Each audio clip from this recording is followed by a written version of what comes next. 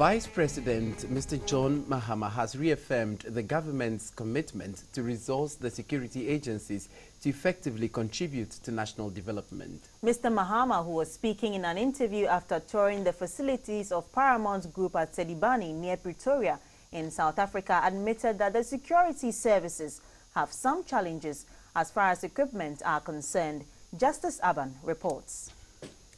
President John Mahama was at the head of a high-powered delegation to the Gerotic Textile Facility at Sedibani outside Pretoria as part of a working visit to South Africa.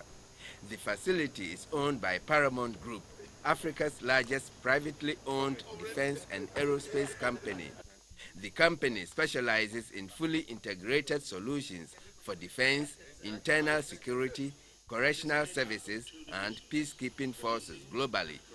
The Vice President was at the facility to explore how best Ghana could benefit from the hardware manufactured by the company.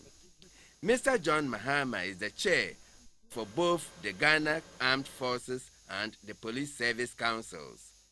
The chair of Paramount Group, Mr. Ivor Ichkovis, took the Vice President and the delegation through the inspection of the hardware on display. Spaces, and they're designed to serve the specific requirements of urban conflict. But more importantly, they're designed with a huge amount of psychology in mind. The company, established in 1994, manufactures armored vehicles, crowd and riot control vehicles, and vehicles for transporting logistics, among others. Each of the armored vehicles takes 12 months to manufacture. This police vehicle, for instance, costs 140,000 euros, but could be built to specification at a higher cost.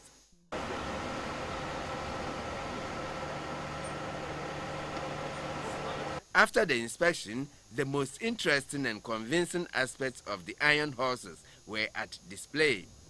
The vehicles went through gradient climbing of various heights from 15%, 25%, 40%, and 60%. Trench, high-speed and suspension testings were also exhibited.